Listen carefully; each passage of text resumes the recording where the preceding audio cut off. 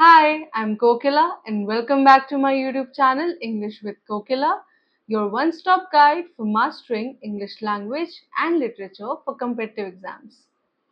तो पिछले वीडियो में हमने idioms and phrases के PYQ solve किए थे and we are going to continue with that. So our first question of the day is all Greek to me. All Greek to me.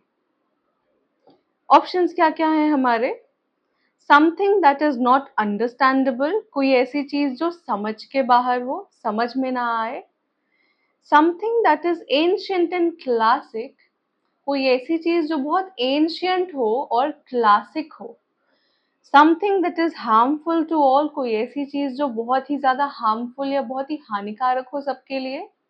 And option number D, something that is fancy and classy, कोई ऐसी चीज जो बहुत fancy हो और बहुत ही classy हो.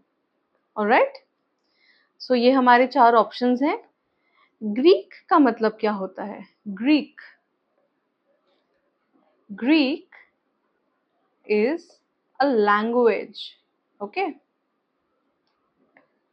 it is a language and it's an ancient language. So understanding Greek is थोड़ा very difficult. So options क्या क्या थे हमारे? Something that is not understandable, something that is ancient and classic, something that is harmful to all, and something that is fancy and classy.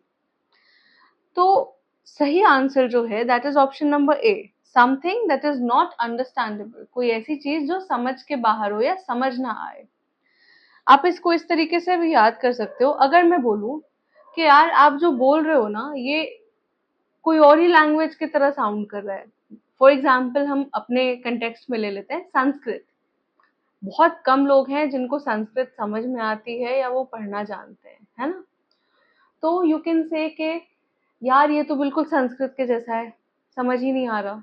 Right, it is all Greek to me, I don't understand Greek, so it is all Greek to me, it is beyond my understanding. आपके understanding से भी beyond है वो चीज. Right, that is how you can learn it. All Greek to me मतलब something that is not understandable, कोई ऐसी चीज जो समझ में ना आए, समझ के बाहर हो या वेरी डिफिकल्ट टू अंडरस्टैंड हो. Alright, see, this is your answer, all Greek to me. Something that is not understandable. Alright? Example क्या है? He tried to explain the complex mechanics of the engine, but it was all Greek to me. उसने कोशिश की कि वो engine के mechanics के बारे में मुझे बता सके, but ये सब मेरे समझ के बाहर था, मुझे समझ ही नहीं आया. It was Greek to me. जैसे for me, maths has always been Greek to me because it was very difficult for me to understand mathematics. So yeah, I can say that maths is Greek to me, right? Let's look at the next question. To make both ends meet. Both ends meet? What does that mean? To make both ends meet. Options क्या हैं आपके? Option number A, to take back what you have said. जो चीज आपने बोल दी है उसे वापस लेना. To take back what you have said. Alright? Option number B, to anticipate. Anticipate का मतलब to anticipate. Anticipate का मतलब होता है किसी चीज का अंदाजा लगाना या एक्सपेक्ट करना किसी चीज को. ठीक है, तो ऑप्शन नंबर बी है एंटिसिपेट करना. Option number C, to live within one's income. अपने इनकम के अंदर ही गुजारा करना, अपने इनकम के अंदर ही अपनी लाइफ स्पेंड करना. ठीक है, इनकम के हिसाब से. To live within one's income. Okay. Quite worthless.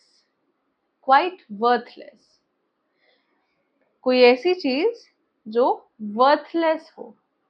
Worthless का मतलब, इसका मीनिंग आप मुझे कमेंट्स में बताओगे. Okay, worthless, worthless. ऑलराइट, तो सही आंसर क्या है आपका? To make both ends meet का मतलब होता है to live within one's income, अपने इनकम में ही अपना गुजारा करना. Alright, to make both ends meet. See, This is your answer. To make both ends meet, to live within one's income. Example, I have to work at 2 jobs to make both ends meet. मुझे अपना खर्चा चलाने के लिए दो दो jobs करनी पड़ती हैं अपने इनकम में रहने के लिए। ठीक है, इसको आप इस तरीके से भी समझो कि यहाँ पे ऑप्शन क्या था आपका, live within one's income. This was your answer, अपने इनकम में रहना। अब आप देखो, ये यहाँ पे सबसे ज्यादा सूटेबल आंसर आप कह सकते हो, सूटेबल आंसर था। बट एग्जैक्ट मीनिंग जो होता है to make both ends meet का मतलब क्या एग्जैक्ट होता है, दैट इज अपना खर्चा चलाना।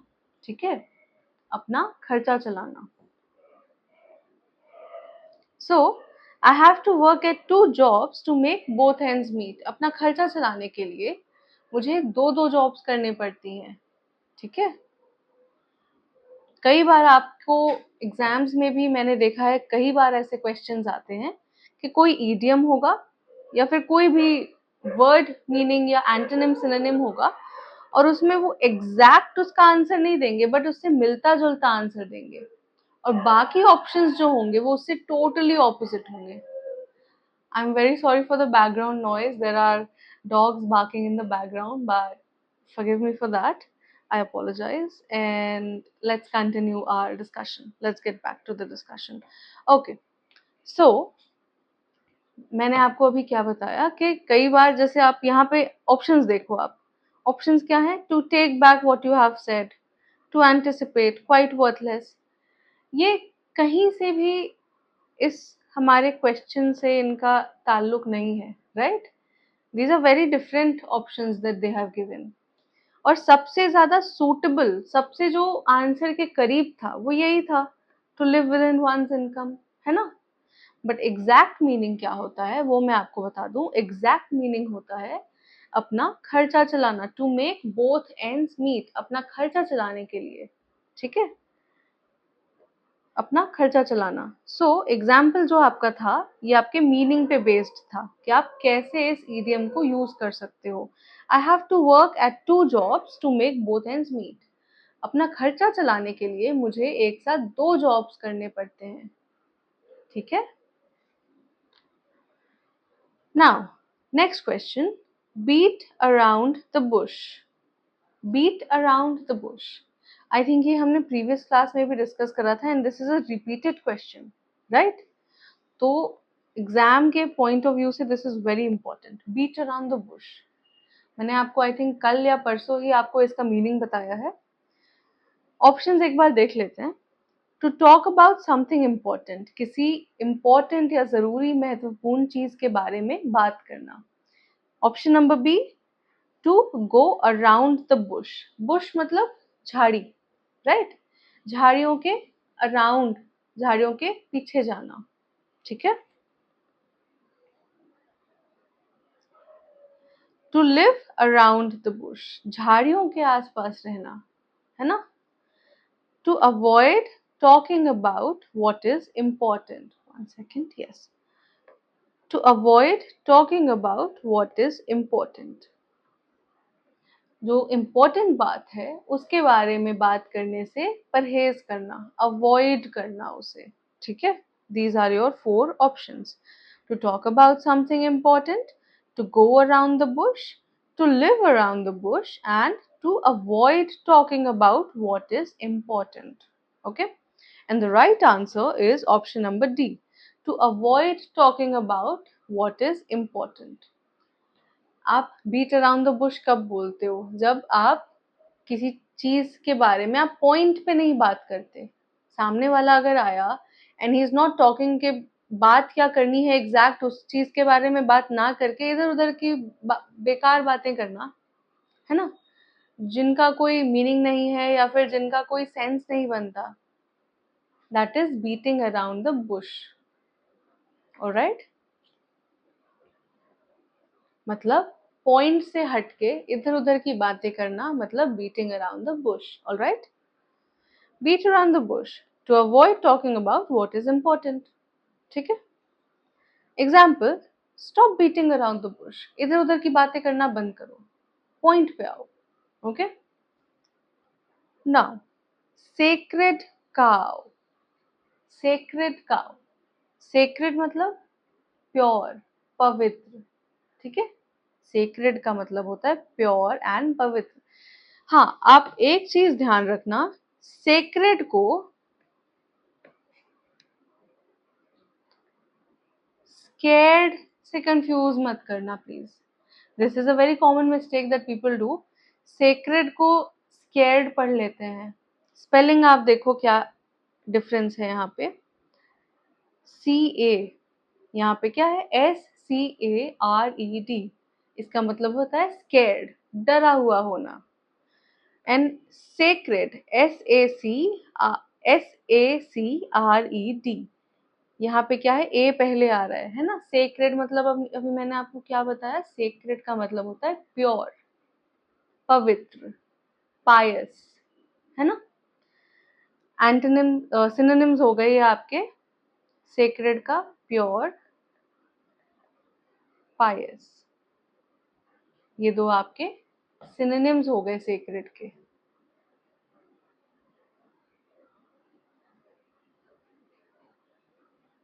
ओके, इसको आप नोट डाउन कर लेना if you have a notepad. And sacred cow जो है ये हमारा ईडियम है, एंड हमें इसका मीनिंग सेलेक्ट करना है। ऑप्शंस क्या हैं, अनक्वेश्चनेबल, कोई ऐसी चीज जो क्वेश्चन ना की जा सके, जिस पे आप सवाल ना कर सको। Option number B, interrogate, interrogate मतलब पूछताछ करना, ठीक है। Hateful and harmful, okay. ये आपके चार ऑप्शंस हैं, questionable, interrogate, hateful and harmful. सही आंसर क्या है, सेक्रेड काउ। सेक्रेड काउ का सही आंसर है ऑप्शन नंबर ए, अनक्वेश्चनेबल, कोई ऐसी चीज जिसको क्वेश्चन ना किया जा सके। आप इसको इस तरीके से भी याद कर सकते हो, इंडियन रोड्स पे as we consider cows as holy creatures, right, sacred cows मानते हैं हम उन्हें, बहुत पायस प्योर क्रीचर्स, राइट। तो रोड्स पे जब वो काउस खड़ी हो जाती हैं बीच रोड पे आके, and when you are driving you can't question the cows, वो कहीं से भी आके खड़ी हो जाती है and you can't do anything about it, and it's quite funny. So you see how they can't question it, है ना। कोई आके नहीं पूछ सकता कि अरे यार ये काउस कहाँ से आ गई, because it is a very common thing जो इंडिया में रोड्स पे होता है, राइट। तो it is unquestionable, it is an unquestionable thing. कहीं से भी गाय आके खड़ी हो जाती है बीच रोड पे, and you can't do anything about it, और आप किसी से पूछ भी नहीं सकते हो, बिकॉज किसी को कुछ नहीं पता वो कहाँ से बस कहीं आ गई। There is a cow in the middle of a road, okay. So that is how you can learn it. Let's look at the answer. Sacred cow, unquestionable. Example क्या है? No one dares to question the judge because he is considered a sacred cow in the legal system. कोई भी जज को question करने की हिम्मत नहीं करता, क्यों? Because they are considered to be unquestionable in the legal system. They are considered to be the sacred cows in the legal system. Okay, judge is considered as a sacred cow, यानी कि एक ऐसा being जो unquestionable हो, जिस पे आप question ही नहीं कर सकते, वो सही है। Okay, okay, let's look at the next question. When pigs fly, when pigs fly, what does that mean? चार ऑप्शंस हैं। Something that will never happen, कोई ऐसी चीज जो कभी नहीं होगी।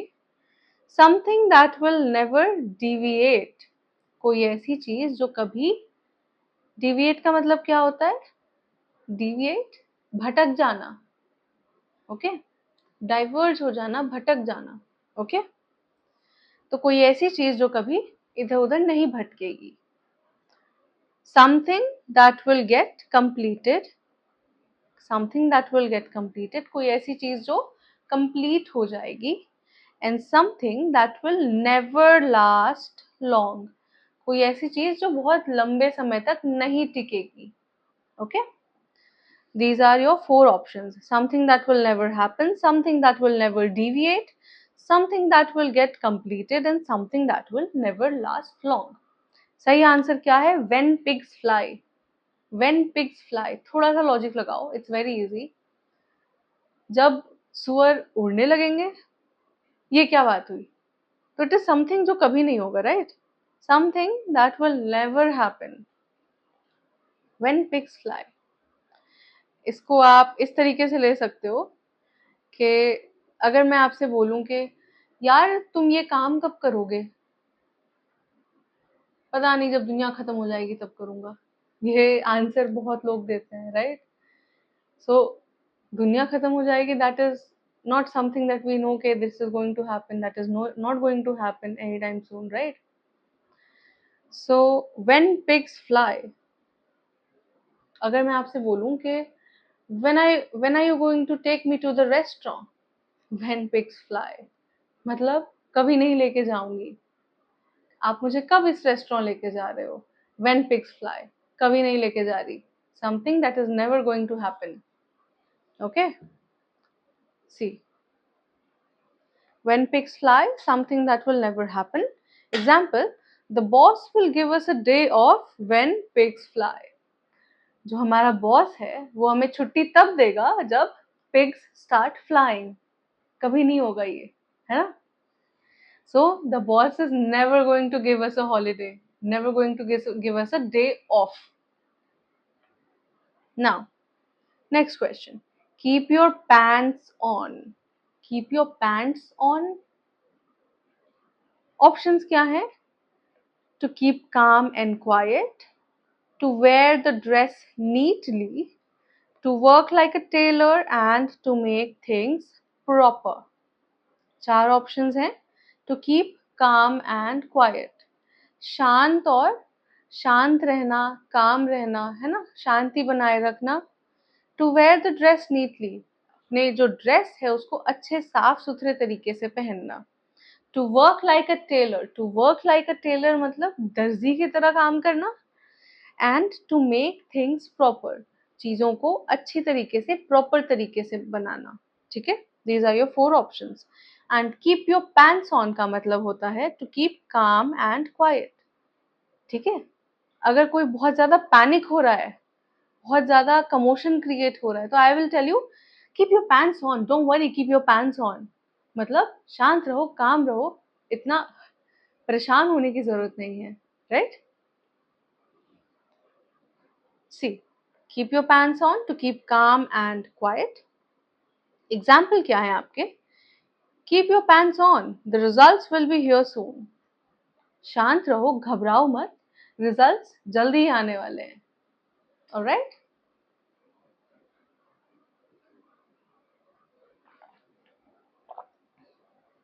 Okay. So the next question is apple of discord. Discord मतलब क्या होता है? Discord, disagreement, बहस, कहासुनी. Alright? Disagreement. Okay? Apple of discord, ये भी हमारा idiom है. Options क्या क्या है हमारे? Solution of dispute, matter of dispute, cause of happiness, and disruption of communication. 4 options हैं. Solution of dispute. Dispute क्या होता है? Dispute is also your disagreement हो गया, dispute हो गया, कहासुनी हो गई. Strife. Strife आपका synonym है किसका? Dispute का, discord का, disagreement का. Synonyms हैं ये चारों words. Alright? Okay. Solution of dispute, matter of dispute. मतलब ये जो dispute है इसका solution, या फिर dispute किस बात पे हो रहा है वो matter. Cause of happiness. Cause of happiness मतलब खुशी का जो cause, cause को हिंदी में क्या बोलते हैं? जो reason है, ठीक है, रीजन ऑफ योर हैप्पीनेस, या फिर डिसरप्शन ऑफ कम्युनिकेशन। डिसरप्शन मतलब कोई चीज जब डिसरप्ट हो जाती है, डिसरप्ट हो जाती है मतलब डिसरप्शन का मतलब क्या होता है?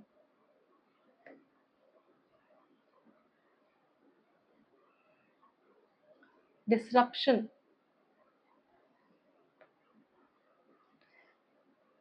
डिसरप्शन का मीनिंग आप मुझे कमेंट्स में दोगे, राइट? डिसरप्ट हो जाना बहुत इजी है, think about it and let me know in the comments. I am so sorry, wait, मैंने आपको आंसर ही नहीं बताया। एप्पल ऑफ डिस्कॉर्ड का मतलब होता है, apple of discord, matter of dispute, ठीक है, matter of dispute. See, apple of discord का मतलब होता है मैटर ऑफ डिस्प्यूट, यानी कि झगड़ा, स्ट्राइफ या फिर डिसएग्रीमेंट होने की वजह या बात, किस बात के वजह से वो डिस्प्यूट हुआ है, matter of dispute. Alright, example, the inherited property became an apple of discord between the family members। तो जो इनहेरिटेड प्रॉपर्टी थी वो क्या बन गई? मैटर ऑफ डिस्प्यूट बन गई फैमिली मेंबर्स के बीच। आपने देखा होगा that in a lot of families काफी ज्यादा डिस्प्यूट हो जाते हैं, किस लिए? प्रॉपर्टी को लेके। तो वो प्रॉपर्टी क्या बन जाती है आपकी? एप्पल ऑफ डिस्कॉर्ड, मतलब डिस्प्यूट या झगड़े की वजह, right? So inherited property became an apple of Discord for between the family members. All right, okay, let's look at this question, up the ante। अच्छा, इसको ante मत बोलना please, this is anti, up the ante। all right, up the ante का मतलब चार options हैं, mediocre, increase demands, expensive and cost cutting। mediocre, increase demands, expensive and cost cutting। अब दी anti, चार ऑप्शंस क्या थे? mediocre मतलब normal, ordinary, mediocre। increase in demands, demands में डिमांड्स बढ़ना, ठीक है, बढ़े हुए डिमांड्स, या फिर एक्सपेंसिव, महंगी, या फिर कॉस्ट कटिंग। कॉस्ट कटिंग क्या होता है? किसी चीज से आप कॉस्ट कटिंग करते हो, उसको कम में करते हो, है ना? So that is cost cutting. Up the anti का मतलब होता है इंक्रीज इन डिमांड। एंटी का जो एग्जैक्ट मीनिंग है, एंटी, इसका मतलब होता है स्टेक। स्टेक, स्टेक को हिंदी में आप बोली भी बोल सकते हो, है ना? या किसी चीज में मेरे इतने स्टेक्स हैं, इतने हाई डिमांड्स हैं। Okay, see, up the ante, increase demands, बढ़े हुए डिमांड्स। एग्जाम्पल क्या है? To win the contract the company decided to up the ante by offering a longer warranty. Contract जीतने के लिए या कॉन्ट्रैक्ट पाने के लिए कंपनी ने क्या किया? अपने डिमांड बढ़ा दिए। कैसे बढ़ाए अपने डिमांड? उन्होंने ऑफर किया लॉन्गर वारंटी। अगर मैं कोई चीज, दो कंपनी है मेरे पास, ठीक है, if I am going to buy a mobile phone, और दोनों के स्पेसिफिकेशन, दोनों कंपनी के मोबाइल फोन्स के स्पेसिफिकेशंस बिल्कुल सेम है, और इस वाली कंपनी ने क्या किया? अपने वारंटी को लॉन्गर बढ़ा दिया, है ना, लंबा कर दिया अपनी वारंटी को। तो what they did was they up the ante. See, they decided to up the ante, stakes बढ़ा दिए, डिमांड्स इंक्रीज कर दिए। कैसे इंक्रीज किए? वारंटी बढ़ा के, ठीक है, उन्होंने अपने डिमांड्स इंक्रीज कर दिए। सो आई होप कि आपको बहुत अच्छे तरीके से सारे इडियम्स याद हो गए होंगे, एक्सप्लेनेशन आपको समझ में आ गए होंगे। मैंने आपको जो जो चीज़ें बोली हैं, please do not forget to comment them and let me know how you found my videos, है ना? I'll see you in the next video. Till then, happy learning.